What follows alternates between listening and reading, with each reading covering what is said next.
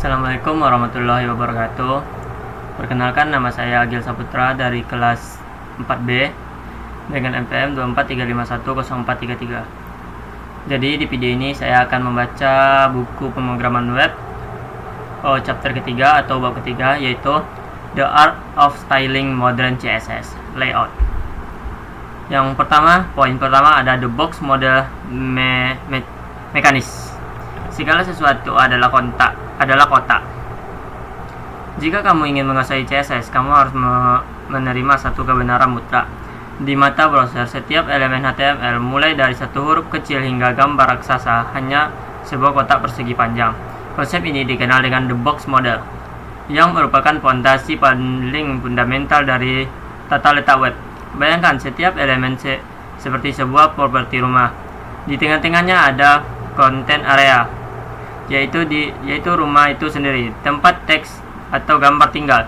Ukuran area ini ditentukan oleh properti width dan height, yaitu tetap di CSS. Jika kamu tidak memahaminya, kamu akan terus-menerus bingung mengapa elemen tersebut bergeser.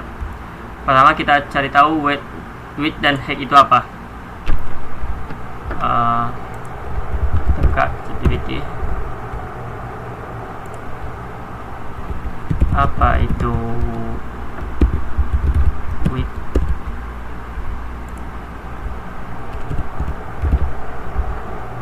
Apa itu width dan height?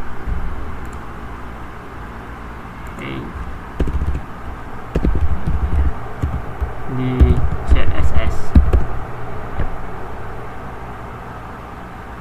width dan height CSS adalah properti yang digunakan mengatur ukuran elemen pada halaman web. Width untuk menentukan lebar suatu elemen. Kalau untuk height menentukan tinggi suatu elemen. Jadi kita simpulkan, width itu untuk memperbesar, melebarkan suatu elemen, dan height untuk meninggikan suatu elemen.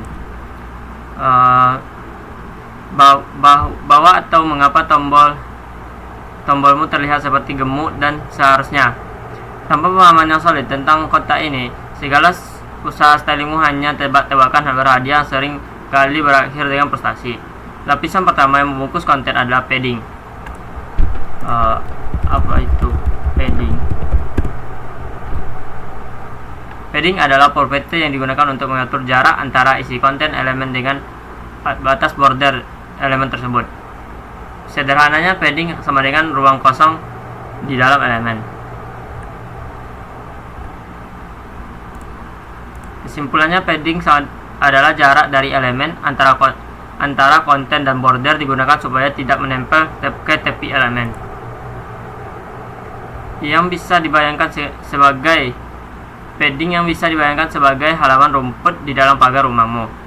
Padding adalah ruangan transparan yang memisahkan konten dari batas luarnya, memberi ruang bernapas agar teks tidak menempel sesak ke pinggiran. Ketika kamu menambahkan latar belakang warna atau background color pada sebuah elemen, warnanya akan meluas hingga menutupi area padding ini. Padding bersifat internal. Ia menambahkan ukuran total dari elemen tersebut, membuat elemen tampak lebih besar dari dimensi konten aslinya. Penggunaan padding yang bijak adalah kunci desain antarmuka yang elegan dan tidak terlihat sempit. Setelah padding, kita bertemu dengan border, yang berfungsi sebagai pagar pembatas properti rumahmu. Border terletak tepat di antara padding atau halaman dalam dan margin di luar lingkungan, dan ia adalah satu-satunya bagian dari box model yang bisa memiliki warna dan gaya visual garis seperti solid, dashed, dan dotted.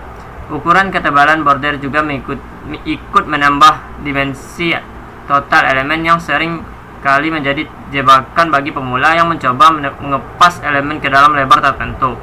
Border bisa digunakan untuk tujuan estetika, dekoratif, dan fungsional, seperti menandai kolom input yang sedang aktif atau memisahkan bagian-bagian artikel. Dalam desain modern, border seperti dibuat transparan atau sangat tipis untuk menjaga kesan minimalis. Lapisan terluar dan paling sering disalahpahami adalah margin, yang merupakan jarak sosial antara rumahmu dengan rumah tetangga. Margin adalah ruang kosong di luar border yang benar-benar transparan dan tidak memiliki warna latar belakang. Fungsi utamanya adalah untuk mendorong elemen lain menjauh, menciptakan jarak antar komponen agar tidak saling bertumpuk atau berdempetan. Uniknya, margin vertikal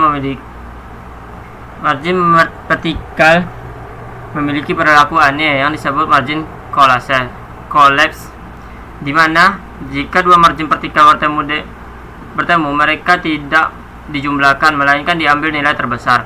Fenomena ini sering membuat developer garuk-garuk kepala karena jarak antara paragraf tidak sesuai dengan matematika sederhana mereka.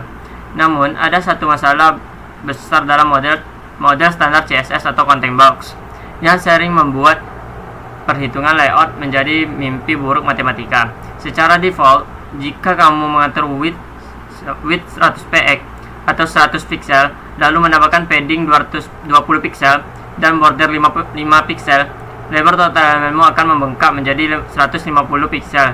100 ditambah 20, kiri 20, kanan tambah 5, kiri tambah 5, kiri plus 20, kanan plus 5, kiri plus 5 kanan. Ini sangat menyebalkan karena merusak grid layout yang sudah kamu hitung dengan presisi. Solusi arsitektural modern untuk masalah ini adalah mengubah properti box sizing menjadi border box. Sekarang kita coba cari apa itu border sizing dan border box. Apa itu border sizing? Border sizing dan border box. Di CSS sebenarnya tidak ada properti bernama border sizing. Yang benar adalah box sizing. Box sizing. Properti ini mengatur bagaimana ukuran width dan height dihitung pada elemen. Box sizing untuk menentukan cara browser menghitung ukuran elemen dalam konsep CSS box model. Nilai paling umum content box, default, border box. Selanjutnya ada border box. Kalau border box width sudah termasuk padding plus bordernya. Jadi kesimpulannya, box sizing cara menghitung ukuran elemen, border box padding dan border masuk ke dalam ukuran. Jadi digabungkan, padding dan border masuk ke dalam ukuran. Dengan border box, browser dipaksa untuk menghitung padding dan border di dalam lebar yang sudah ditentukan. Jadi jika kamu set width-nya 100 pixel, maka lebar totalnya akan tetap 100 pixel. Dalam browser yang akan otomatis mengecil area konten untuk mengakomodasi padding dan border tersebut. Di era modern, hampir semua framework CSS dan proyek profesional menerapkan konsep box sizing dan border box.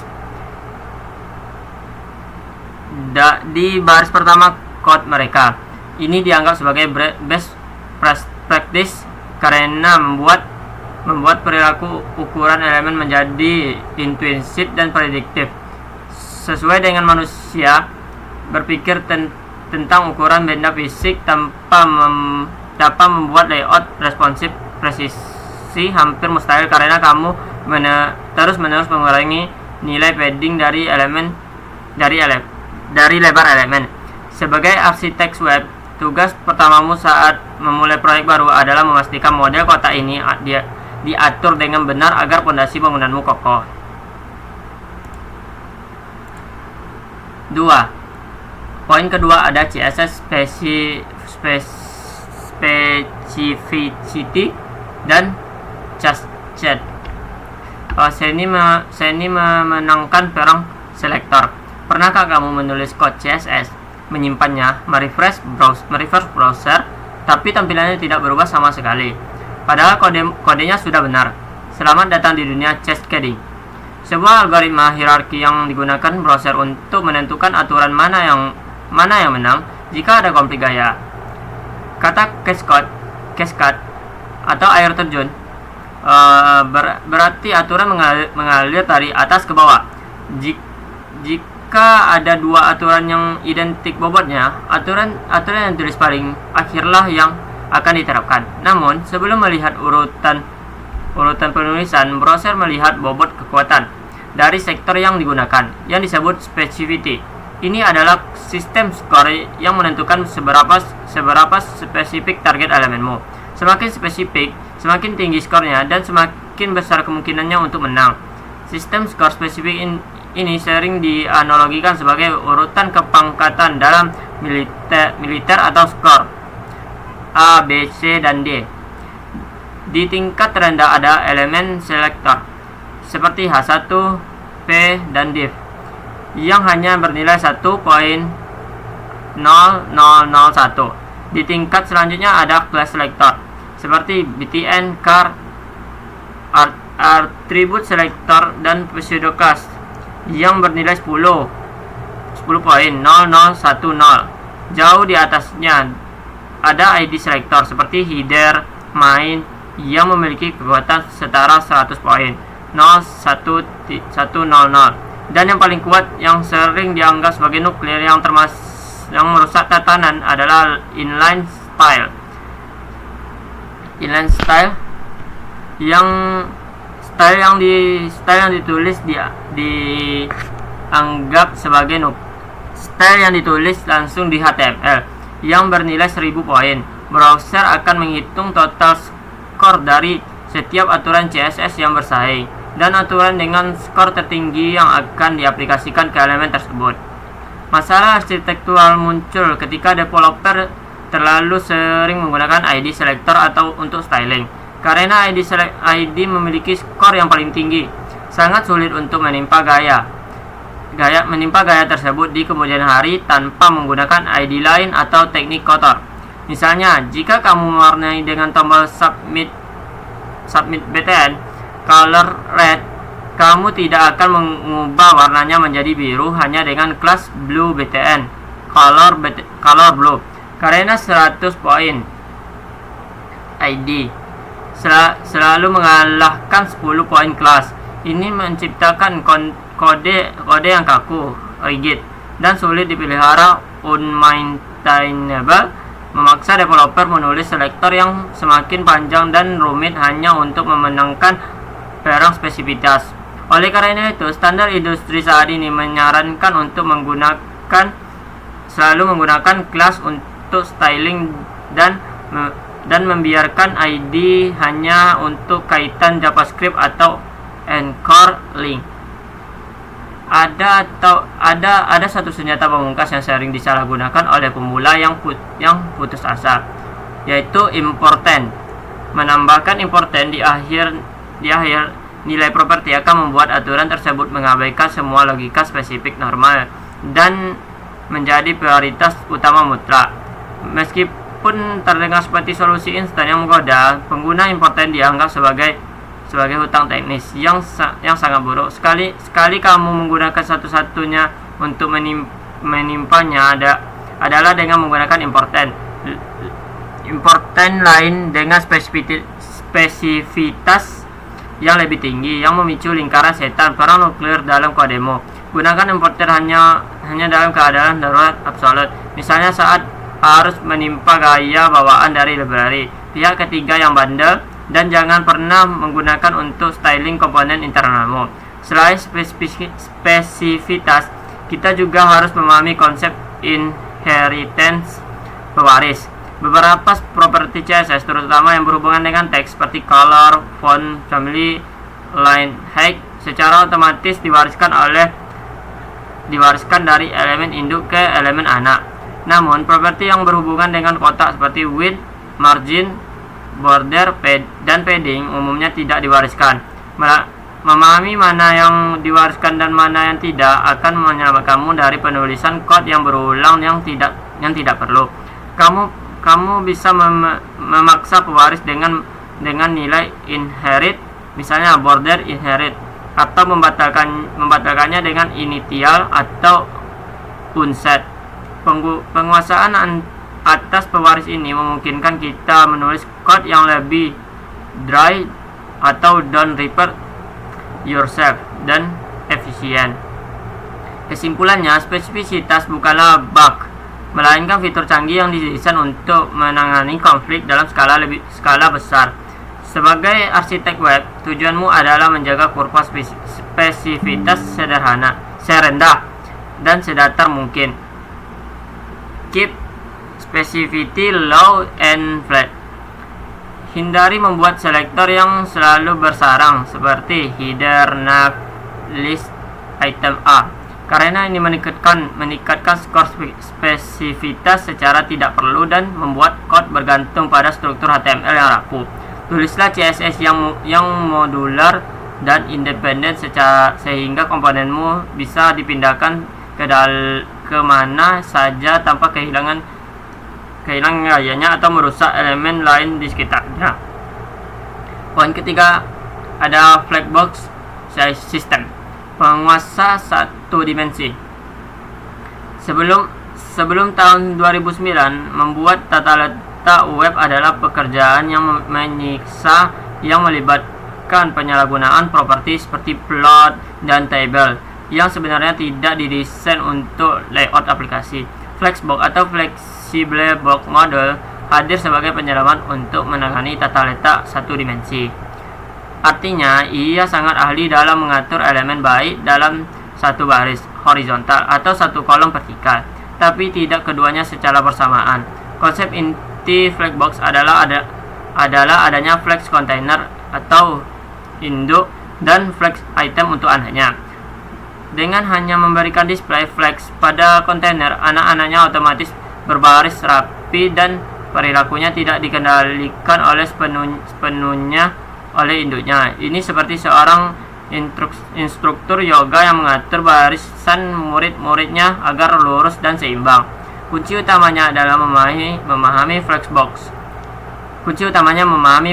Adalah memahami dua sumbu, main axis dan cross axis. Secara default, main axis berjalan horizontal ke kiri ke kanan seperti tag, dan cross axis berjalan vertikal dari atas ke bawah seperti justify content.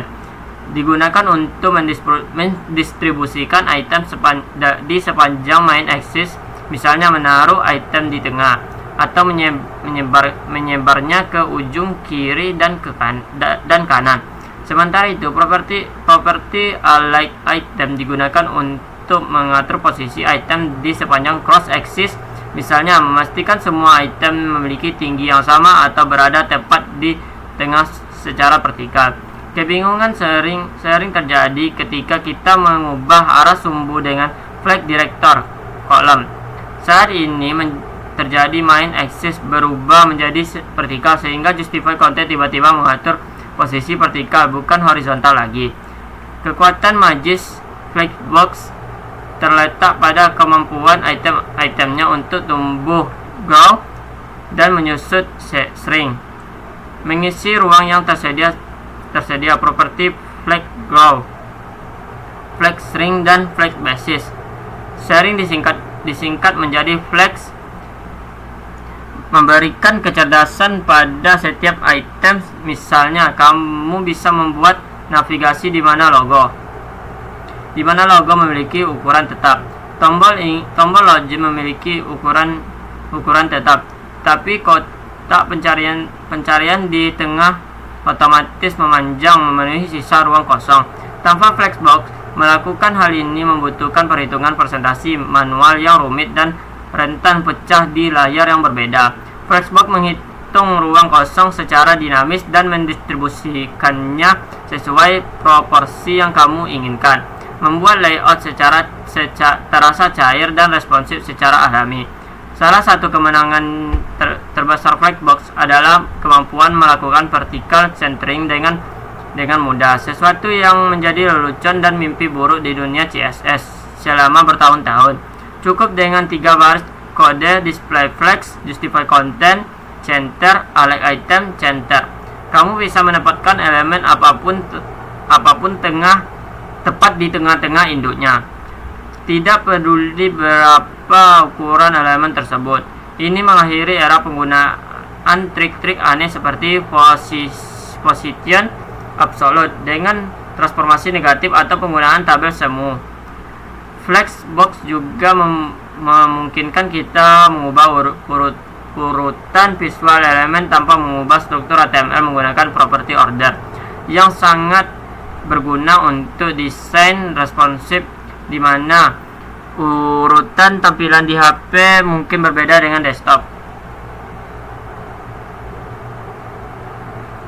Namun, penting untuk diingat bahwa Flexbox bukanlah solusi segala masalah layout.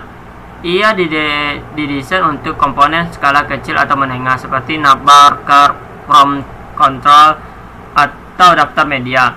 Ketika kamu mencoba membangun tata letak halaman utama yang kompleks dengan banyak kolom dan baris yang saling tumpang tindih, Flexbox mulai terasa canggung dan memaksa kita membuat banyak div wrapper tambahan. Disinilah batasan satu dimensi mulai terlihat. Flexbox bekerja dengan prinsip konten menentukan layout. Ukuran item mempengaruhi grid yang berbeda dengan kakaknya, CSS Grid, yang bekerja dengan prinsip layout menentukan konten. Meskipun sudah ada teknologi yang lebih baru, Flexbox tetap menjadi alat paling esensial di sabuk perkakas front-end developer. Kapasitasnya sudah hampir 100% di semua browser modern dan performanya sangat ringan. Pemahaman mendalam tentang cara kerja Flexbox untuk menangani item yang meluber ke baris baru juga sangat krusial untuk membuat galeri responsif sederhana. Singkatnya, Flexbox adalah tantangan distribusi ruang dan penyelarasan alignment. Jika kamu ingin menata benda-benda dalam satu garis lurus atau satu tumpukan, Flexbox adalah pilihan terbaik tanpa keraguan.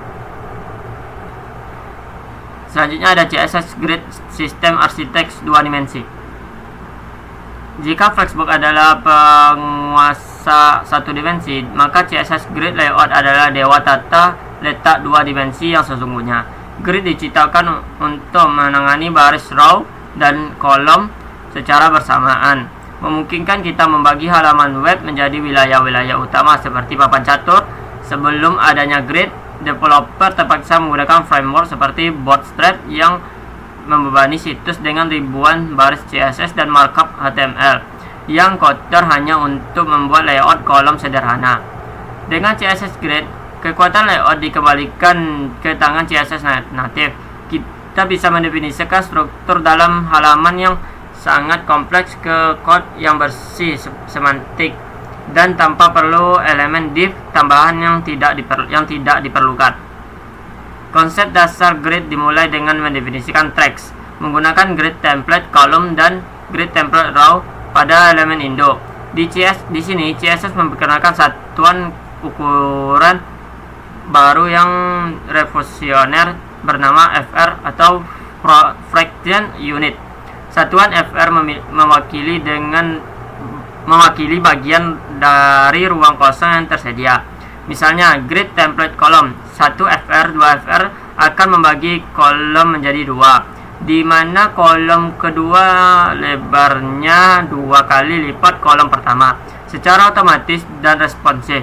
Ini jauh lebih fleksibel daripada persentase, karena FR otomatis menghitung ulang ruang setelah dikurangi margin atau gap.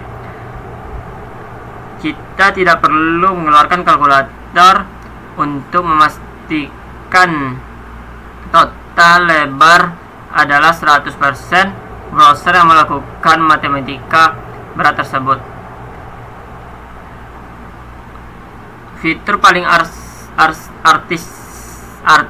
artistik dan intuitif dari CSS Grid adalah Grid Template Areas. Bayangkan kamu bisa menggambar, Layout websitemu langsung di dalam kode CSS menggunakan teks ASCII.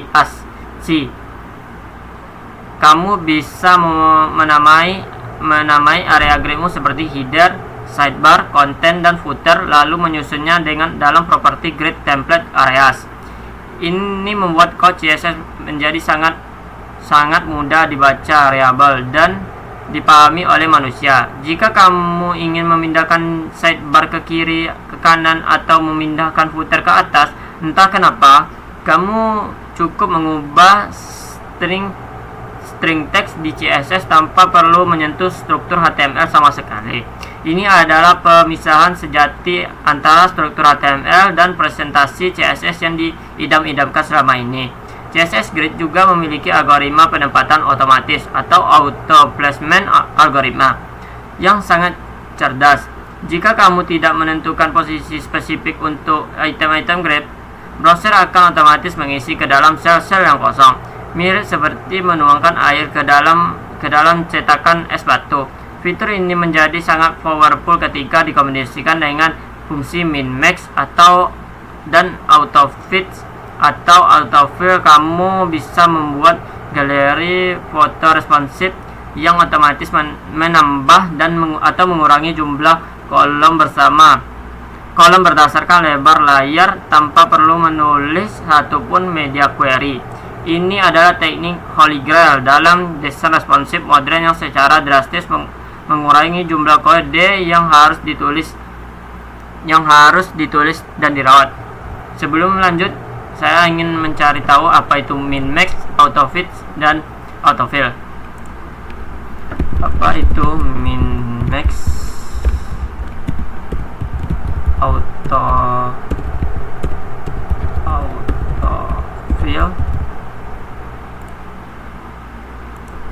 dan autofit?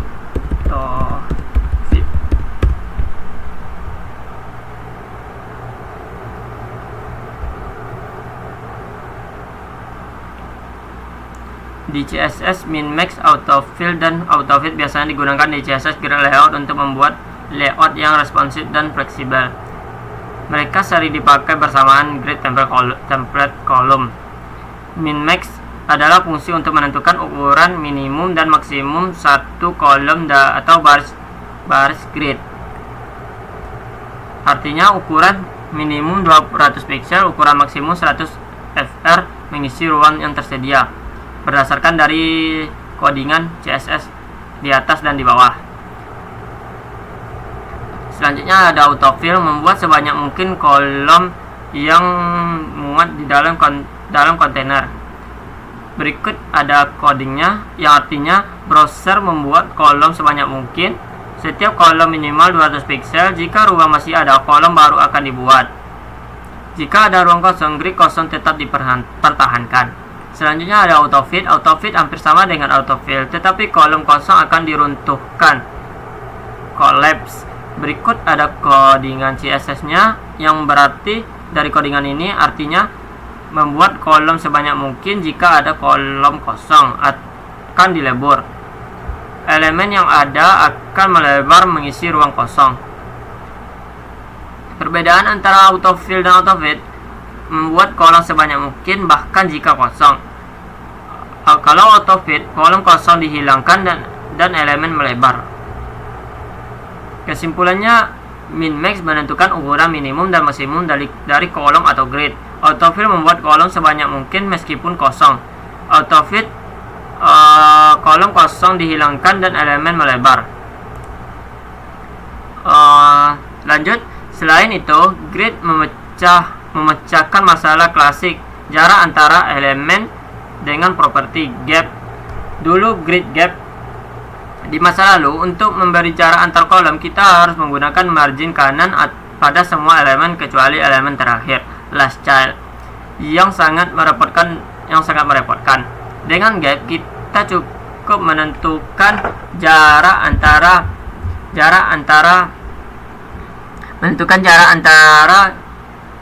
sel grid, dan browser hanya akan memberikan jarak di antara item, tidak di pinggir luar. Ini membuat layout terlihat rapi dan konsisten. Grid juga memungkinkan item untuk saling tumpang tindih, overlap, dengan sengaja menggunakan nomor baris line based placement, dan Z-index memungkinkan desain kreatif bergaya majalah atau poster yang sebelumnya sangat sulit dicapai di web. Sebagai arsitek web, kamu harus tahu kapan menggunakan grid dan kapan menggunakan flexbox. Aturan praktisnya adalah gunakan grid untuk tata letak halaman utama, makro layout yang membutuhkan presisi 2D, dengan gunakan flexbox untuk menyusun komponen-komponen kecil dalam sel grid tersebut, mikro layout, seperti menyusun ikon dan teks di dalam tombol. Keduanya bukanlah musuh, melainkan pasangan yang saling melengkapi. CSS Power Couple menggabungkan keduanya memberikan kontrol visual mutlak yang tidak pernah dimiliki oleh generasi developer web sebelumnya. Selanjutnya ada responsive strategi, desain yang cair seperti air. Di era mana pengguna mengakses internet melalui jam tangan pintar, kulkas, tablet lipat, hingga layar TV raksasa, konsep satu ukuran untuk semua sudah lama mati. Responsive web design atau RWD adalah filosofi bahwa desain web harus bersifat cair dan adaptif, merespons ukuran dan kemampuan perangkat pengguna. Strategi teknis utama untuk mencapai ini adalah media queries, yang memungkinkan CSS untuk menerapkan gaya yang berbeda berdasarkan kondisi tertentu, seperti lebar layar, min width, atau max width. Media query bertindak sebagai saklar kondisional. Jika layar lebih besar dari 768 piksel, maka ubah susunan kolom dari vertikal menjadi horizontal. Tanpa fitur ini, web di HP akan terlihat seperti versi desktop yang diperkecil zoom out, yang tidak terbaca dan sulit diklik.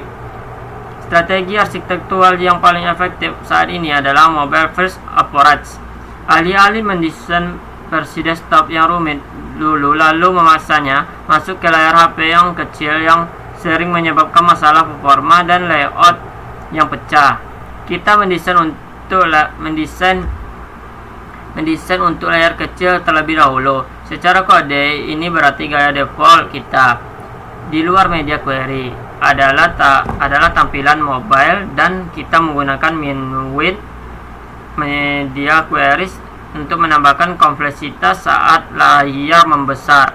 Pendekatan ini lebih efisien karena browser HP tidak perlu memuat dan memproses kode CSS desktop yang berat yang kemudian ditimpa. Mereka hanya memuat kode dasar yang mereka butuhkan. Ini adalah pola pikir progressive enchantment, mulai dari fondasi yang kuat lalu hias sesuai kemampuan perangkat. Memilih breakpoints, titik di mana layout berubah, adalah seni tersendiri. Kesalahan umum pemula adalah menetapkan breakpoint berdasarkan perangkat spesifik, misal 375 piksel untuk iPhone X atau 768 piksel untuk iPad. Ini adalah strategi yang rapuh karena gadget baru dengan ukuran layar aneh muncul setiap minggu. Strategi yang benar adalah menentukan breakpoint berdasarkan konten. Ubahlah layoutmu ketika kontennya mulai terlihat jelek atau sulit dibaca. Jika tulisan di kolom menjadi terlalu panjang atau gambar menjadi terlalu kecil, itulah saatnya membuat breakpoint baru. Dengan cara ini, desainmu akan tetap terlihat bagus di perangkat apapun yang ada sekarang maupun yang akan rilis di masa depan, bahkan perangkat yang belum ditemukan sekalipun. Masa depan desain responsif sedang bergerak melampaui ukuran layar menuju container queries. Menjadi media query memiliki kelemahan besar. Ia hanya melihat ukuran viewport jendela browser, bukan ukuran tempat komponen itu berada. Container queries memungkinkan sebuah komponen, misal kartu produk, untuk mengubah gayanya berdasarkan lebar elemen induknya, kontainernya. Ini berarti sebuah komponen bisa terlihat berbeda saat diletakkan di sidebar yang sempit dibandingkan saat diletakkan di area konten utama yang lebar, tanpa perlu menulis class modifier tambahan. Ini adalah revolusi besar bagi komponen based arsitektur karena membuat setiap komponen besar modular dan cerdas secara intrinsik. Selain tata letak visual, strategi responsif juga mencakup tipografi yang cair, fluid graph. Menggunakan fungsi modern seperti collapse, kita bisa mengatur ukuran font yang berskala mulus antara minimum dan maksimum tergantung lebar layar. Tidak ada lagi lompatan ukuran yang kasar saat berpindah breakpoint. Kita harus menggunakan unit relatif seperti rem dan alih-alih pixel atau px. Untuk menghormati pengaturan ukuran font pengguna di sistem operasi mereka, desain responsif bukan hanya soal muat di layar, tapi soal menghormati preferensi dan keterbatasan pengguna. Terakhir, kita harus mulai mengadopsi logical properties seperti margin inline, start, dan margin left. Web bersifat global dan tidak semua bahasa dibaca dari kiri ke kanan atau LTR. Bahasa seperti Arab atau Ibrani dibaca dari kanan ke kiri, RTL. Dengan menggunakan properti logis layout, kita akan otomatis membalikkan dirinya sendiri saat arah bahasa dokumen berubah, tanpa perlu menulis ulang file CSS khusus untuk mode RTL. Ini adalah responsivitas terhadap budaya dan bahasa, memastikan aplikasi kita siap untuk skala global sejak hari pertama. Responsivitas sejati adalah tentang fleksibilitas total terhadap perangkat, terhadap konten, dan terhadap penggunanya. Selanjutnya ada integrasi keislaman, harmoni, keseimbangan, dan fikih prioritas. Dalam pandangan Islam, keindahan atau jamal adalah salah satu sifat Allah Subhanahu wa taala. Rasulullah Shallallahu alaihi wasallam bersabda, "Sesungguhnya Allah itu indah dan mencintai keindahan." Hari Hurairah, Muslim. Ketika kita mempelajari CSS untuk mempercantik tampilan web, kita sedang meneladani sifat ilahiyah ini. Namun, keindahan dalam Islam tidak berdiri sendiri. Ia harus berlandaskan pada mizan, keseimbangan, dan nizam keteraturan. Alam semesta ini diciptakan dengan ukuran dan tata letak yang presisi. Sebagaimana firman Allah dalam Al-Quran Al-Qamar ayat 49, sesungguhnya kami menciptakan segala firman Allah dalam surat Al-Qamar ayat 49, sesungguhnya kami menciptakan segala sesuatu menurut ukuran. CSS Grid dan Flexbox adalah alat bagi kita untuk meniru keteraturan ilahi tersebut di layar digital. Tempat setiap elemen pada posisi yang proporsional dan atau proporsionalitas agar enak dipandang dan mudah digunakan. Konsep the box model, padding, border, margin mengajarkan kita tentang pentingnya hudud, batasan, dan adab etika. Dalam berinteraksi dalam Islam, setiap individu memiliki hak privasi dan ruang pribadi yang tidak boleh dilanggar atau margin. Serta memiliki benteng perlindungan diri atau border. Margin mencegah elemen saling bertabrakan dan menumpuk.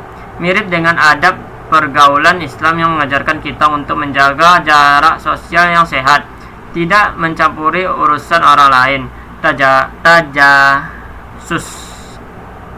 dan memberikan ruang bagi orang lain untuk bernapas. Sebuah layout yang berantakan karena margin yang tumpang tindih, collapsing margins, ibarat kehidupan sosial yang kacau tanpa adab, di mana hak-hak individu saling dilanggar. Prinsip specificity dan cascade dalam CSS adalah analogi teknis yang sempurna untuk memahami fikih al-aulawiyat, fikih prioritas. Dalam CSS, aturan yang lebih spesifik ID akan mengalah aturan yang umum tag yang disebut tag, dan aturan yang datang belakangan akan menimpa yang terlebih dahulu. Dalam Islam, tidak semua amal memiliki bobot yang sama. Ada yang wajib, ada yang sunnah.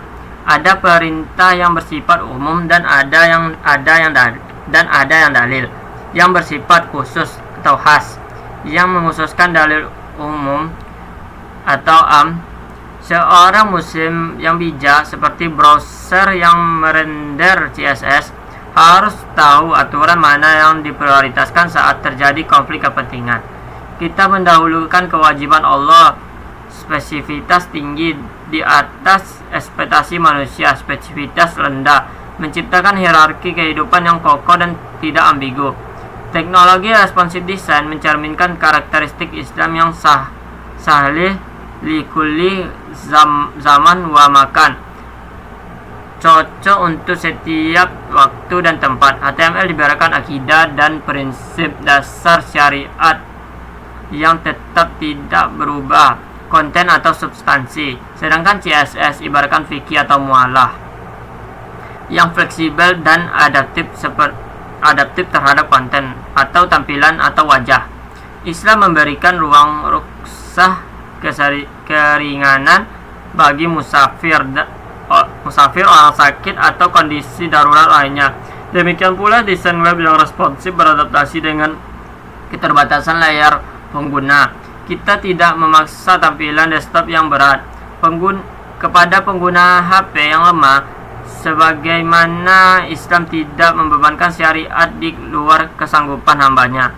La yakalifullahu nafsan illa wus'aha.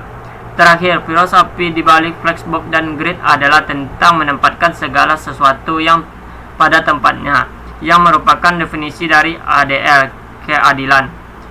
Lawan dari adil adalah zalim, menempatkan sesuatu bukan pada tempatnya. Jika kita menggunakan tabel untuk layout atau praktik kuno, atau membiarkan elemen teks tumpang keluar dari kontainernya, kita sedang melakukan tidak adil terhadap konten tersebut. Mendesain layout yang rapi, di mana main axis dan cross axis selaras adalah bentuk ikhtiar kita untuk menegakkan keadilan visual, sehingga informasi dapat tersampaikan dengan hak atau benar dan jelas. Meminimalisir kesalahpahaman bagi siapapun yang melihatnya. Terakhir, ada kesimpulan. Menguasai ruang dan posisi. Bab ini telah mengungkapkan misteri di balik tata letak web modern, membebaskan kita dari praktik coba-coba yang melelahkan. Berikut adalah intisari arsitektural yang harus kamu pegang teguh. Kota adalah realitas. Kita belajar bahwa di mata browser segala sesuatu mulai dari teks hingga gambar hanyalah kotak persegi panjang atau box model. Mengabaikan padding, border dan margin adalah resep untuk layout yang berantakan. Reset global atau box sizing border box adalah langkah wajib pertama di setiap proyek. 2. Spesifitas adalah mata uang CSS. Mata uang CSS hanya soal gaya, tapi soal hierarki, kekuasaan specificity. Kita memahami bahwa menggunakan ID untuk styling adalah hutang teknis yang membuat kod kaku dan sulit ditimpa. Arsitek yang bijak menjaga grafik spesifitas tetap datar dan mengandalkan class. 3. Ada flexbox untuk garis, grid untuk bidang. Kita mematahkan mitos bahwa grid menggantikan flexbox. Keduanya adalah mitra. Flexbox menguasai penyelarasan satu dimensi, baris atau kolom untuk komponen mikro, sementara grid menguasai tata letak dua dimensi yang kompleks untuk struktur makro makro halaman menggabungkan keduanya adalah kunci desain yang kokoh. 4. Responsivitas bukan sekedar ukuran layar. Desain responsif modern melampaui media queries tradisional dengan pendekatan mobile first.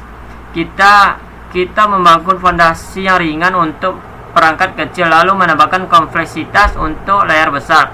Container queries kini membuka era baru di mana komponen beradaptasi dengan wadahnya, bukan hanya view for browser.